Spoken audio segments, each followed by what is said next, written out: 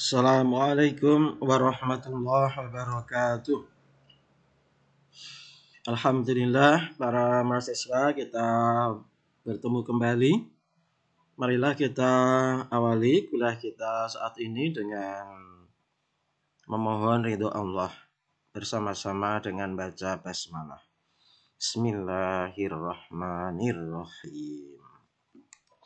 Pada sesi ini kita akan menafsirkan surat Al-Alaq ayat 1 sampai 5. Yaitu ayat-ayat yang turun pertama kali di Gua Hira.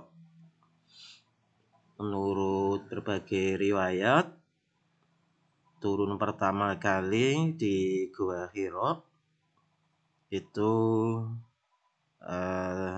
terjadi pada tanggal 17 Ramadan. Nah, kalau yang diperingati Nuzul Quran pada tanggal 27 Ramadan,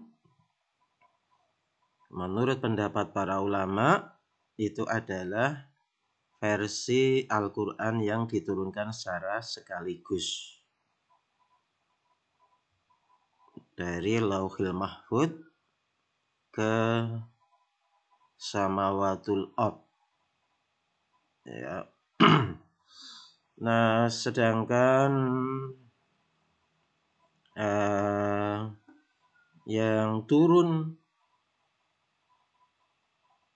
pada tanggal 17 Ramadan, sebagaimana sering diperingati di Indonesia, itu adalah pertama kali turun secara berangsur-angsur. Ya. Yang diyakini itu turun pada saat Rasulullah melakukan tahanus. Kalau dalam bahasa Indonesianya semedi, ya, kontemplasi, mengasingkan diri untuk melakukan kontemplasi di Gua Hira. Kalau Anda besok sempat ke Makkah, baik haji maupun umroh, Anda bisa mengunjungi Gua Hira. Jadi ke arah timur dari Masjidil Haram. Kalau Anda sedang di gua tersebut, kemudian menengok ke arah barat, nanti komplek Masjidil Haram itu kelihatan. Jadi berangkat habis subuh, nanti mencater mobil, ya sekitar 10 real kalau nggak salah. Lalu berjalan dari bawah sampai ke Gua Hira itu sekitar 2 jam. Harus siap-siap dengan minuman dan siap-siap dengan makanan. Baik, kita lihat ayat dari surat Al-Alaq 1 sampai 5. Iqra bismi rabbikal ladzi khalaq. Bacalah dengan menyebut nama Tuhanmu yang menciptakan. Khalaqal insana min 'alaq. Dia telah menciptakan manusia dari segumpal darah. Iqra wa rabbukal akram. Bacalah dan Tuhanmu lah yang maha pemurah. Alladzi 'allama bil qalam. Yang mengajar manusia dengan perantaraan kalam. 'Allamal insana ma lam ya'lam. Dia mengajar kepada manusia apa yang tidak diketahuinya. Kata Iqra pada ayat Iqra bismi rabbikal ladzi khalaq mengandung makna membaca. Baik membaca secara keras maupun membaca dalam hati. Kalau membacanya anak kecil itu keras, bunyi. Tetapi mungkin dia tidak paham. Seperti anak kecil yang membaca tulisan ladies, tapi dia bacanya sesuai bunyi hurufnya, ladies. Karena tulisannya itu ditempel di toilet, maka anak kecil itu ditanya ladies itu apa. Dia jawabnya ladies itu toilet. Nah, itu dia bisa membaca keras bunyi tetapi tidak paham.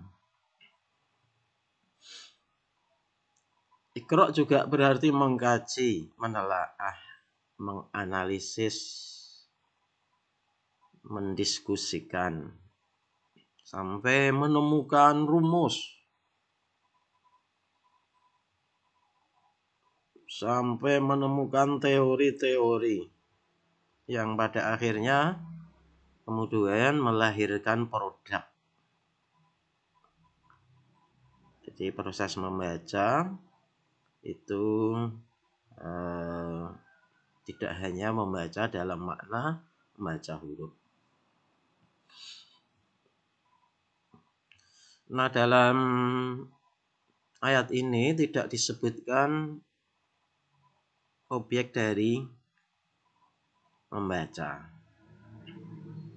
Para mufasir kemudian memberi penjelasan objek dari pembacaan yang dilakukan oleh seseorang itu meliputi apa saja yang bisa dibaca. Jika dirumuskan, yang pertama yaitu berupa ayat qauliyah. Jadi bacalah Quran. Tapi juga bisa membaca ayat kauniyah. Bacalah fenomena alam. Bacalah fenomena sosial. Jadi ini betapa pentingnya aktivitas belajar. Oleh karena itu Al-Quran pertama kali mengajarkan kepada manusia itu tentang kewajiban untuk membaca. Kata Iqra mengandung arti pembacaan reflektif. Ini tidak sekedar membaca dalam makna sederhana seperti pembacaan anak kecil tadi. Apa itu pembacaan reflektif? Yaitu pembacaan yang menuntut seseorang untuk peka dan responsif terhadap permasalahan lingkungan, baik sosial, budaya, keagamaan maupun alam. Jadi selevel Anda sebagai seorang mahasiswa seperti dalam hal membaca Quran, nah nanti levelnya bukan hanya level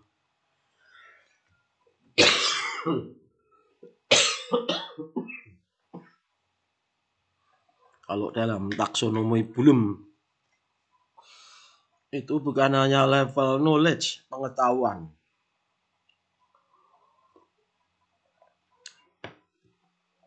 Tapi sudah harus meningkat ke level-level yang lebih tinggi. Misalnya level comprehension, pemahaman. Atau level analisis. Atau level sintesis. Ya, jadi itulah makna Iqra yang ideal. Kata Iqra menjadi modal utama Rasulullah Shallallahu Alaihi Wasallam dalam mengemban misi risalah profetik, risalah kenabian dengan membaca realitas sosial, budaya, dan kondisi keagamaan masyarakat saat itu. Ya, jadi dengan Iqra ini Rasulullah kemudian bisa merumuskan garis-garis perjuangan yang akan dilakukan oleh Rasulullah. Misalnya hasil pembacaan Rasulullah terhadap kondisi sosial masyarakat Arab, konteksnya konteks Mekah saat itu, maka kemudian menghasilkan strategi dakwah Rasulullah pada masa awal-awal dakwah secara diam-diam. Baru kemudian dalam tahap berikutnya secara terang-terangan. Itu adalah sebagai hasil dari proses membaca realitas sosial saat itu. Berikutnya, kata Iqra mengisyaratkan bahwa pengetahuan itu pada dasarnya dapat diperoleh secara husuli. Apa itu husuli? Yaitu diperoleh dari proses belajar. Proses eksperimentasi atau percobaan. Serta proses riset atau penelitian.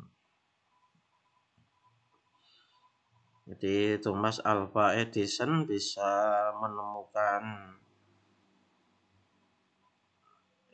lampu listrik itu melalui tahapan penelitian yang sangat panjang. Ulama fikih bisa merumuskan bahwa seorang perempuan paling cepat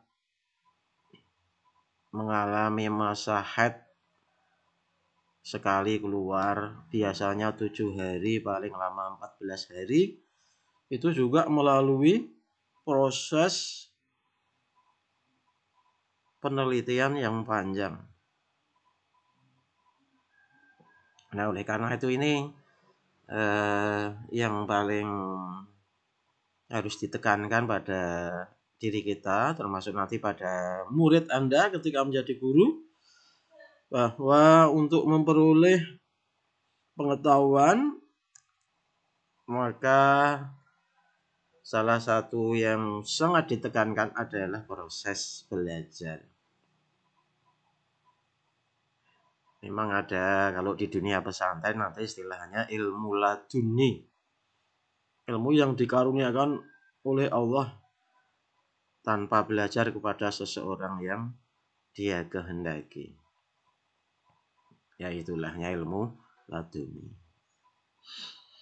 Berikutnya, Bismi Rabbik, dengan menyebut nama Tuhanmu.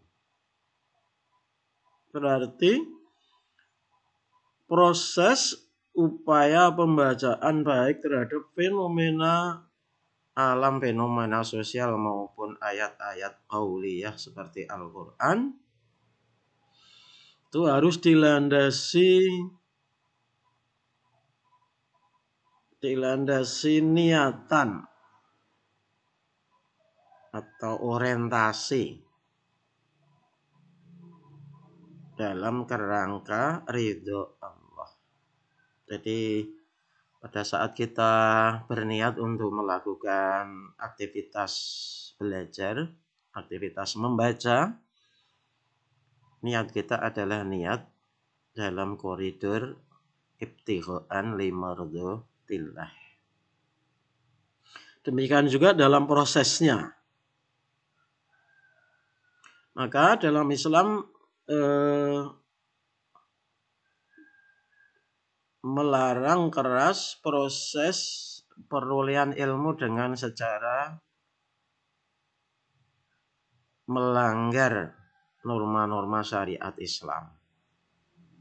Jadi ketika mencari ilmu tidak boleh melakukan plagiarisme. Ketika proses menuntut ilmu, membaca, melakukan penelitian atau eksperimen, tidak boleh menggunakan metode yang melanggar dengan syariat Islam. Seperti konon ada seorang antropolog perempuan yang sedang meneliti kekuatan seksual suatu suku terpencil. Si peneliti yang berjenis kelamin perempuan ini kemudian melakukan atau menggunakan metode riset berpartisipasi, yaitu dengan cara melakukan hubungan seks dengan berbagai kalangan di suku tersebut, sehingga dia betul-betul bisa mendapatkan data yang sangat valid. Nah, dalam koridor Iqra bismi rabbika di sini Islam melarang keras hal yang semacam itu. Berikutnya, hasil pembacaan harus dalam koridor ridho Allah juga. Maksudnya apa? Ketika seseorang sudah memperoleh ilmu, sudah menemukan teori misalnya, sudah menemukan rumus, maka teori-teori yang dia temukan itu kelak juga harus dimanfaatkan dalam koridor ridho Allah. Jadi misalnya ada seseorang yang menemukan teori atau rumus dibuatnya sebuah bom nuklir. Nah, bom nuklir yang bermanfaat atau bom nuklir yang justru akan menghancurkan peradaban manusia. Nah, yang tidak boleh adalah yang kedua. Itu berarti hasil pembacaan adalah tidak bismi rabbik. Inilah dimensi rububiyah dari Iqra bismi rabbik. Para mahasiswa, selanjutnya ayat alladzi khalaq, yang menciptakan.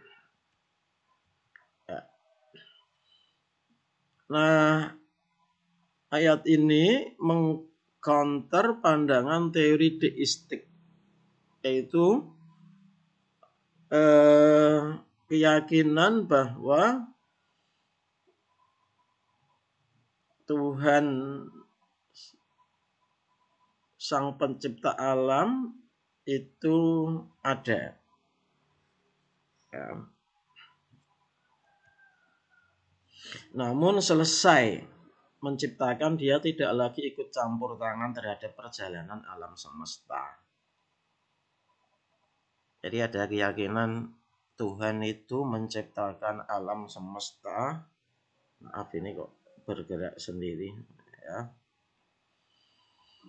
Tapi setelah alam semesta selesai diciptakan itu, kemudian alam semesta itu secara natural berkembang sendiri tanpa campur tangan Tuhan. Dalam perspektif Islam tidak seperti itu. Ya. Allah melalui sifat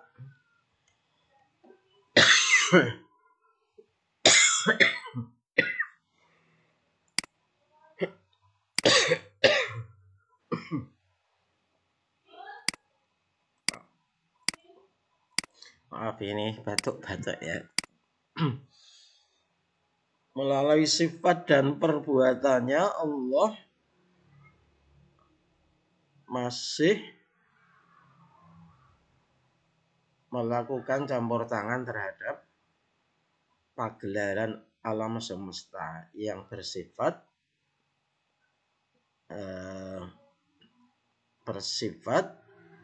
dinamis dan terus berkembang. Bahkan jatuhnya daun-daun, ya, jatuhnya dedaunan itu tidak lepas dari pengetahuan Allah. Jadi bagi kita ini penting sekali keyakinan bahwa Allah masih dan selalu akan mengawasi diri kita, tidak seperti keyakinan para pengikut teologi deistik. Berikutnya khalaqal insana min 'alaq.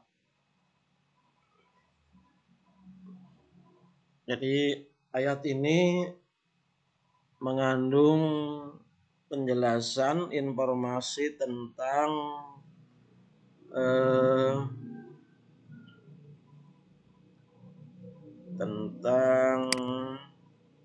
proses penciptaan manusia. Ya. Jadi proses penciptaan manusia yang tidak hanya bersifat teologis, namun juga mempunyai implikasi sosiologis, yaitu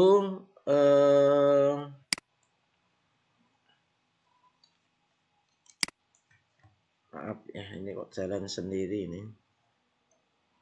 Nah,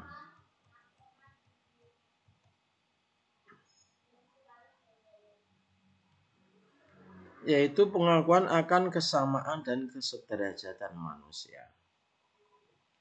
Ini manusia semuanya adalah berasal dari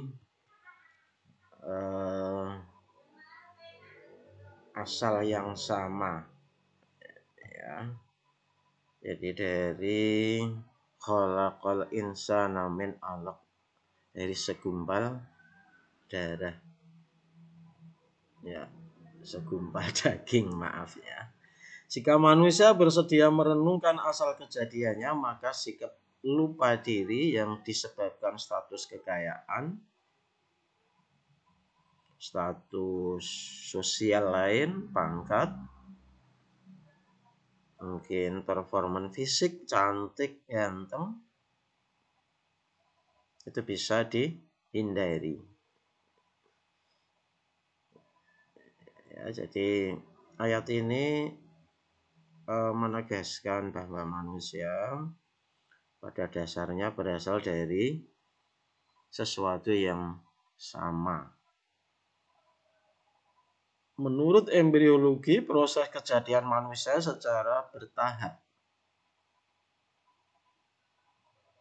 Jadi periode ovum, embrio, kemudian fetus, mengandung nilai-nilai pedagogik yang bisa diambil, yaitu pentingnya sebuah proses dan tahapan dalam pendidikan dan pembelajaran. Jadi proses itu, makanya kalau dalam evaluasi pendidikan Islam termasuk komponen yang menjadi penilaian dalam sistem pembelajaran secara umum. Jadi menilai siswa kita itu tidak hanya dinilai dari hasil akhir, karena pendidikan itu adalah sebuah proses, seperti proses terjadinya manusia.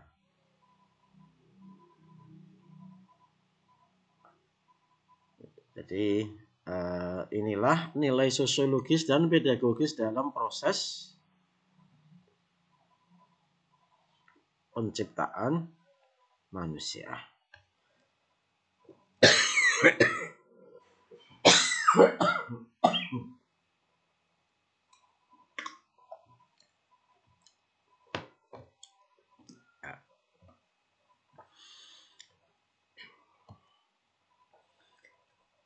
Kemudian pada ayat berikutnya, Iqra wa rabbukal akram.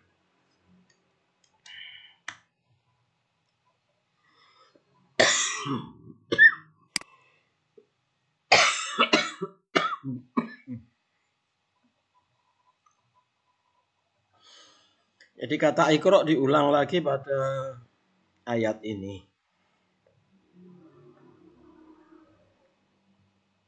Bacalah dan Tuhanmu adalah Maha Pemurah. Pengulangan kata Iqra menurut para ulama tafsir merupakan sebuah isyarat betapa pentingnya arti membaca dan belajar secara berulang-ulang. Pembacaan yang berulang menunjukkan bahwa ilmu pengetahuan akan senantiasa berkembang dengan sangat dinamis. Jadi seseorang akan lebih paham, lebih mengerti. Seseorang akan bisa menemukan sebuah teori mungkin kalau dia melakukan secara berulang-ulang pembacaan. Ya. Anak kecil yang kita ajar Al-Quran ketika pertama kali membaca mungkin banyak yang salah. Termasuk tentu aja orang dewasa ya. Jadi pertama kali membaca salahnya masih banyak. Nah, nanti belum lulus, kemudian besok datang lagi membaca lagi, sudah lebih baik. Tapi belum lulus juga. Nah, yang ketiga baru dia lulus. Ya. Maka kalau dalam ujian, dalam sistem pendidikan itu yang disebut dengan proses remedi. Ya, mengulang ujian supaya ujian yang berikutnya itu lebih baik. Nah, Anda juga saya kira merasakan ya, mungkin ketika belajar pertama kali pemahaman Anda baru mencapai mungkin 50%. Setelah membaca ulang paham 75%. Nah, inilah salah satu isyarat tarbiyah, isyarat tarbawi dari diulangnya kata Iqra. Ya. Pada ayat ini. Etos membaca bisa melahirkan etos keilmuan dan kemajuan suatu bangsa. Apa yang dibaca, bagaimana cara membaca, dan apa tujuan membaca berpengaruh terhadap proses kemajuan masyarakat. Itu sebabnya proses membaca dibarengi dengan Bismi Rabbik sebagai bentuk islamisasi aktivitas. Ya. Jadi tidak berlebihan kalau Al-Quran ayat pertama yang ada di dalamnya, wahyu pertama yang diturunkan Allah adalah perintah untuk membaca. Karena membaca itu sangat terkait dengan kemajuan sebuah peradaban. Peradaban yang maju, yang madani, sudah bisa dipastikan sebagai buah dari pembacaan yang baik. Sekali lagi, baik pembacaan terhadap ayat kauniyah maupun pada ayat qauliyah.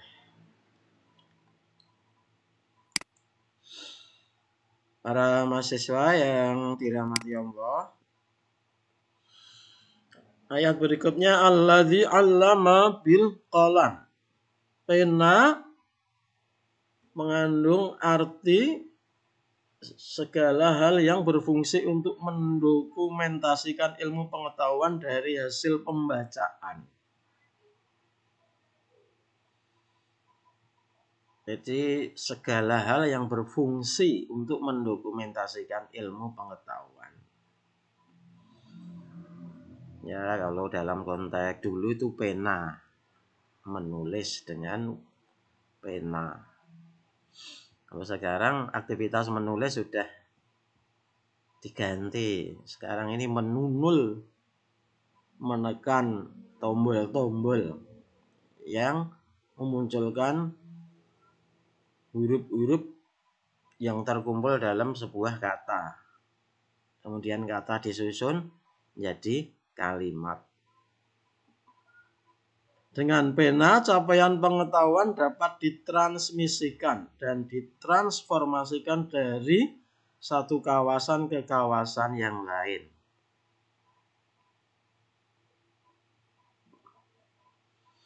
Jadi Al-Quran contohnya itu ditransmisikan selain dengan cara dihafalkan, istilahnya al-jam'u fis sudur, tapi juga ditransmisikan dengan cara ditulis atau disebut al-jam'u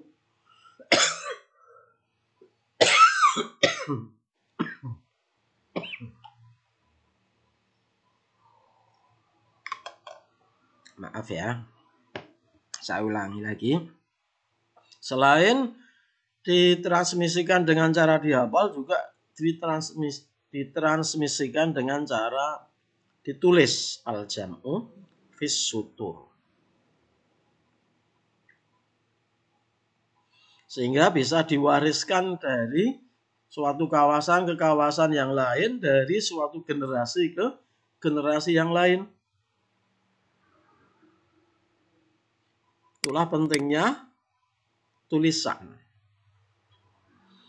Buah pikiran seseorang yang masih berada dalam benak, masih berupa ide, secanggih apapun tidak akan memberikan dampak. Sehingga ide itu dituangkan dalam sebuah tulisan. Nah, tulisan kemudian dibaca oleh banyak orang. Kemudian memunculkan aksi sosial. Nah, ini berarti pena mampu merubah sesuatu yang abstrak menjadi konkret. Bahkan kemudian memiliki kekuatan mengubah.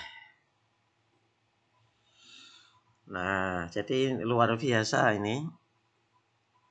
Ayat-ayat pertama yang turun ini sudah sangat bernuansa tarbawi. Jadi pentingnya tulisan.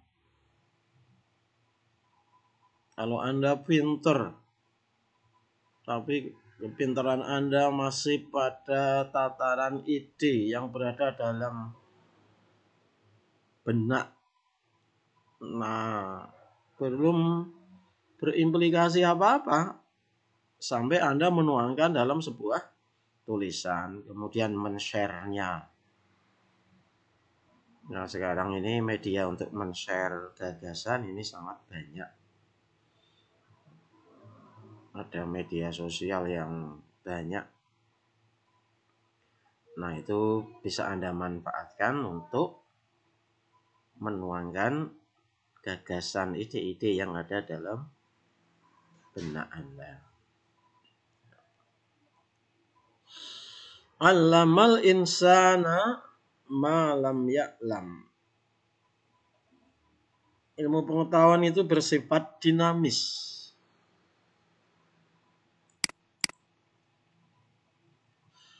Jadi allamal insana ma lam ya'lam.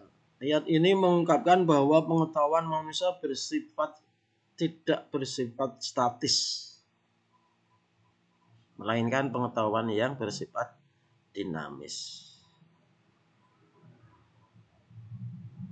Allamal insana ma lam ya'lam. Dalam Islam, sumber perolehan ilmu tidak hanya diperoleh dari ta'alum insani atau proses belajar. Tapi juga bersumber dari ta'lim rabbani, pengajaran ilahi. Jadi ini sebuah keyakinan, maka kemudian ada salah satunya perwujudannya itu ada doa. Rabbi zidni ilma warzuqni fahma. Nah, jadi untuk memperoleh ilmu, untuk memperoleh pemahaman dalam perspektif Islam tidak hanya dilakukan dengan cara belajar, dengan cara membaca, namun juga dengan cara memohon agar diberi pemahaman dari apa yang dia baca. Karena di sini itu subjeknya adalah Allah, allama, Allah yang mengajar manusia malam ya'lam, apa yang dia tidak tahu. Nah, ini sekali lagi nih, inilah campur tangan Allah. Jadi Allah tidak selesai hanya menciptakan alam semesta jadi kemudian tidak berperan lagi.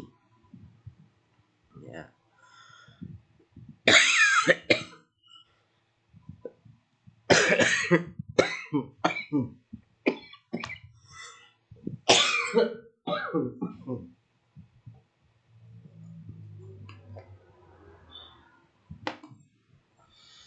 Maka sangat disarankan bahwa dalam proses belajar kita melakukan olah riyadhah batini. Selain doa, misalnya kita kemudian melakukan riyadhah puasa. Misalnya kalau Senin nyenen, kalau Kamis ngemis ya. Kemudian mungkin sholat. Ya. Nah, tentu saja itu tadi dengan doa. Wasta'inu bis-sabri was-shalah. Mintalah pertolongan kepada Allah dalam konteks belajar, mungkin minta pertolongan agar diberi pemahaman. Ya, bis-sabri dengan sabar. Maksudnya dengan sabar itu apa? Sabar melakukan proses-proses belajarnya. Termasuk sabar dalam memperoleh pemahamannya. Ini sudah belajar berulang-ulang kok saya nggak paham-paham. Ya kalau Anda harus bersabar. Itu makna wasta'inu bis-sabri was-shalah. Nah, di sini maka ilmu sebagai atau pengetahuan sebagai hasil dari pembacaan dalam perspektif Islam itu tidak melulu merupakan hasil ikhtiar manusia semata, tetapi juga ada kaitannya dengan bagaimana Allah menganugerahkan kepada si pembaca tadi sebuah pemahaman, sebuah pengetahuan. Rabbi zidni ilma warzuqni fahma. Menurut Imam Al-Ghazali, jalur perolehan ilmu untuk menjelaskan slide sebelumnya tadi itu ada dua. Yang pertama at-ta'allum al-insani, yaitu proses belajar yang dilakukan oleh manusia. Wujudnya apa? Yaitu proses belajar, meneliti, uji coba, diskusi, pengamatan langsung, observasi ya. Nah, jenis pengetahuan yang demikian dinamai dengan pengetahuan yang diperoleh sebagai hasil ikhtiar manusia. Nah, jalur yang kedua yaitu at-ta'lim ar-rabbani, pengajaran ilahi, yaitu jalur perolehan ilmu yang dimiliki seseorang yang bersifat presensial atau intuitif, tidak melalui serapan indrawi atau penalaran rasional. Ya, jadi hadir saat potensi rohani manusia tercerahkan karena pancaran cahaya ilahi. Nah, ini kalau kita kaitkan dengan tafsir surat Al-Fatihah, Rabbil Alamin, Allah itu adalah Rabbun, ya, pendidik yang sesungguhnya. Ini akan nyambung juga di sini bahwa yang memberi, yang menganugerahi ilmu atau pengetahuan atau pemahaman itu adalah Allah. Nah, dalam pendidikan Islam, oleh karena itu baik sekarang ketika Anda berperan sebagai mahasiswa maupun kelak ketika menjadi seorang guru, dua jalur perolehan ilmu ini hendaknya dikembangkan. Untuk sekarang Anda mengembangkan pada diri Anda, belajar dengan baik, tetapi juga melakukan riyadhah batiniyah agar Allah menganugerahkan ilmu, terutama ilmu yang bermanfaat bagi kita. Baik para mahasiswa, saya kira demikian. Terima kasih atas perhatiannya. Ya, nasrun minallah wa fathun qarib. Mohon maaf ini karena ditambah batuk-batuk. Assalamualaikum warahmatullahi wabarakatuh.